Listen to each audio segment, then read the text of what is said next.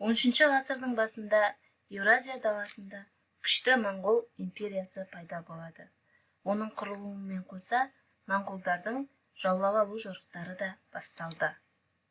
1206 жылы Темучин Шыңғыс хан моңғол тайпаларын моңғол мемлекетіне біріктіреді.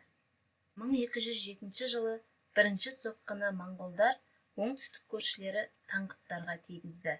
Содан кейін олар буряттар, якуттар, қырғыздар мен ұйғырлар жерін жаулап алып, оларды салық төлеуге мәжбүр етті. 1211 жылы 100 000 моңғол әскері Қытайдың солтүстігіне шабуыл жасады.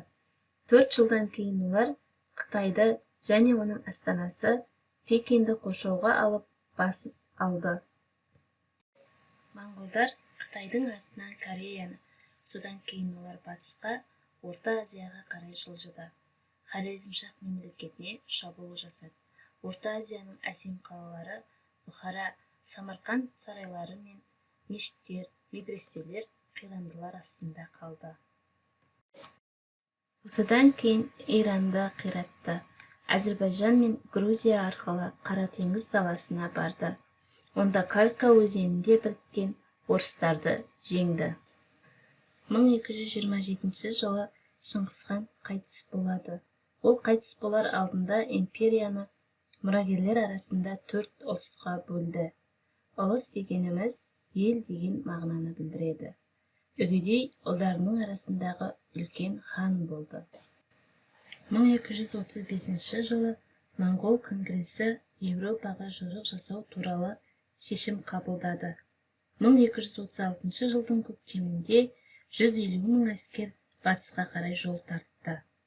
Оны Шыңғыс хан немересі Бату хан басқарды.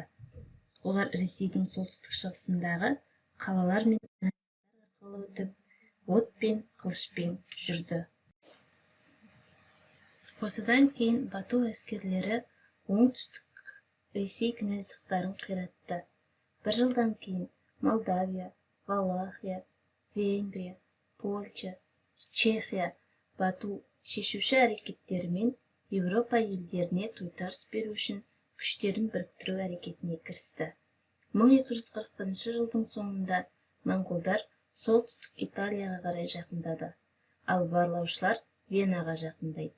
Еуропаға қарсы шабуылға дайын болды.